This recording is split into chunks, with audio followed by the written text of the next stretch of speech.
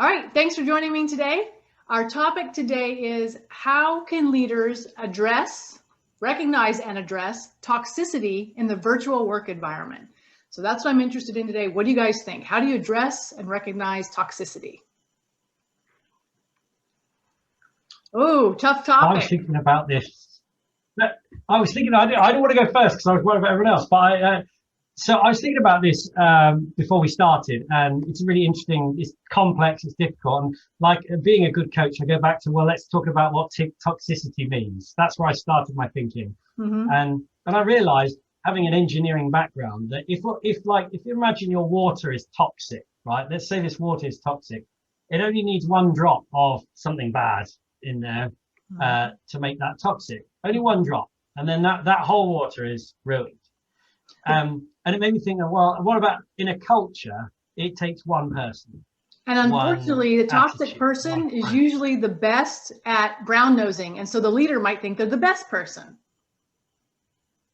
Well, yes, how that person plays in that environment is critical, and it's part of, I guess, what we're going to talk about today. But I think it's interesting to note that it's one individual. If you're there in this big toxic environment, there's probably a small drop somewhere that's been dipped and stirred, and your job really is to find out really a bit more about that to help you understand the environment you're in. That's a really interesting analogy. I love that. I love that idea that, you know, one person one person can make the whole environment toxic. The thing for me here is that we're still in an environment where it's very difficult for people to skip past their boss and talk to their boss's boss. And if it's their boss who's toxic, who do they talk to? Yeah. Worried about drinking my water now. I think right. So this like comes into. Go on, Tim. Sorry. Karina, no, please, for fairness. just to balance it out. No, I was going to say, I think, you know, the identifying of it is the tough part, isn't it? Because like you say, if you know that it's probably stemming from one person, but identifying who that one person is, sometimes it's obvious. I imagine sometimes you look and think, well, you're always gossiping or you're always stirring things up or whatever. But every now and again, it might be a little bit harder to spot. So you can't go on a witch hunt. You can't, you know, go and sort of say, well, someone's ruining it for everybody. Who is that? You know, because that's not going to work. So it's what's the process for? Right. For, that's the question. Yeah. I had a situation back when I did work in the corporate environment where we had a leader who was giving different instructions to different people and then telling them, you're in charge of this, make sure you make this happen. And it was completely creating chaos because the people, he was saying, you do this and you do this, and it was supposed to be this, and it was a disaster. And finding that person was really hard because they were a leader. Yeah. Yes. And I think what we come to at this point is the whole free speech piece, which is around, you know, and certainly some of the work I've been doing recently, and the UK government are employing free speech czars willy-nilly for various industries like schools and education at the moment, particularly higher education. You know, is around in a toxic environment, are we able to have free speech? I think that's a good question. If we can't, we're toxic. But secondly, if we are allowed to have free speech, does it get heard? So it's all very well me standing on my soapbox and going, I think this, I think that. But if everyone stands there and nods and then goes off for lunch, then does free speech exist here? Do we feel like this is free speech? So I think it's more about, are we being heard? And is this being recognised as being serious? That's a good point. That's very much kind of what I was getting at. And if you can't talk to your boss's boss, then there is no free speech within that organisation. So identifying the toxic particle within the water, if you like, is one thing. Being able to identify who you can go to and speak freely about this toxic individual or individuals is a second thing. And if you're in an environment which is toxic, then that free speech, that ability to talk to the right person might be inhibited. So that's a third problem, all within this strange microcosm of one person creating a toxic environment. So do we address issues one at a time, or do we try and find a panacea that gets everything going? It's very hard as well. So Steve, go on, sorry. No, you've got to go. Karina. I'll say that, but Robyn, what are your thoughts? I haven't actually asked. You haven't spoken in a while. So the interesting thing for me is, as a leader at the top, I think it's really hard to recognize toxicity, because people who are toxic are really good at weeding out whistleblowers and calling them out and getting them fired or getting them removed or making them look like crazy makers. And so as a leader, how do you choose between someone who's actually toxic and making other people look crazy and someone who is actually the crazy maker? That's similar to what I was going to, because I mean, I think spot on with this, the free speech thing. And I think where sometimes in addition that can get complicated is that freedom, you know, being able to speak freely is on a sliding scale before it becomes insensitive or rude.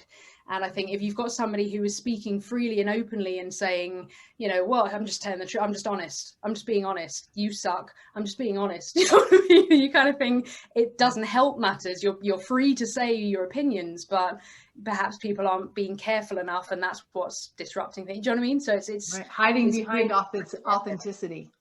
Yeah. Yeah.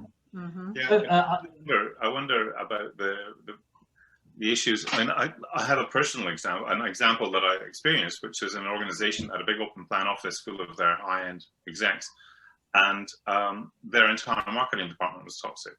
There was only 2 people, but they were toxic, to the point where people would walk into the office and feel their mood just sink. But they were good at their job. So there wasn't, they were recognized as being mood bringers, downers, but, and they were recognized as being gossips and negative and all of those things. You know, when the person invariably starts their conversation with all due respect, or if I'm being honest with you, then you know there's an issue. But they were good at their job. So, you know, recognize, and that's another issue. You recognize somebody is toxic, you recognize somebody's doing damage to the organization as a whole. How do you remove them if they're not actually failing to do their job? We're in a protected environment where you can't just say, I'm sorry, you're shit, go. In the UK, that's a bigger issue than it is here in the States. In the States, basically, you could just tell someone, you don't fit with our culture, goodbye. Yeah, yeah, we don't have that opportunity, really. No. Yeah. I wonder, I did write this down before we started, actually. The first thing I wrote down was toxicity and then capitalism. So, okay, let's up the ante a bit here. Does capitalism deliver toxicity? Because that's, you know, Steve was saying, I'm good at my job, I'm delivering numbers. So come on, do this, make it happen. Come on, guys, crack the whip, you do it. Everyone's going, yeah, this is capitalism. We're making money, we're making a profit. We must be right. And then, you know, in comes a sort of a third party observer and going, well, this is a horrible place to work. But is it? You run into that in athletic teams too, right? Sports teams. I see this when I work as a sports psychologist.